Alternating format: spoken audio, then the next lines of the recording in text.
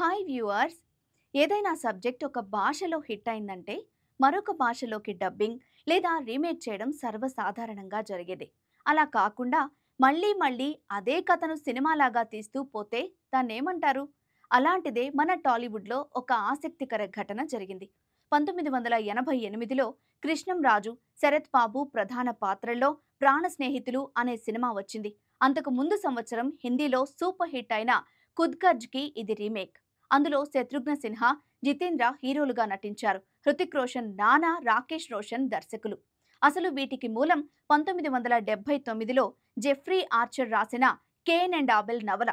దీనికి కమర్షియల్ హంగులు జోడించి వీటిని తీశారు. తెలుగులో పర్లేదు అనే విజయాన్ని అందుకుంది ఈ సినిమా. తర్వాత 1992లో రజనీకాంత్ హీరోగా ఇదే ప్రాణ స్నేహితులని అన్నామలైగా రీమేక్ చేస్తే ఏకంగా తమిళ్లో ఇండస్ట్రీ హిట్ కొట్టింది. ప్రాణ స్నేహితులలో నటించిన శరత్ బాబు ఇందులోనూ అదే పాత్ర చేయడం విశేషం. సురేష్ కృష్ణ డైరెక్టర్.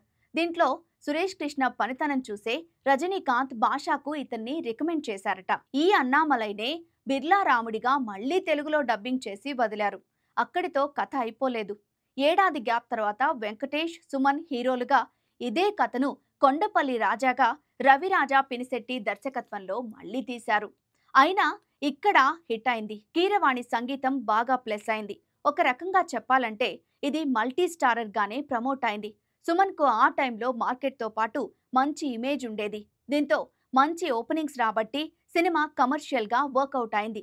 ఈ లెక్కన ఒకే కథను తెలుగులో 3 సార్లు మన ప్రేక్షకులు చూశారు అన్నమాట. హిందీ మూవీస్ చూసే అలవాటున్నోళ్ళకైతే మరో బోనస్ ఖుద్గర్జ్.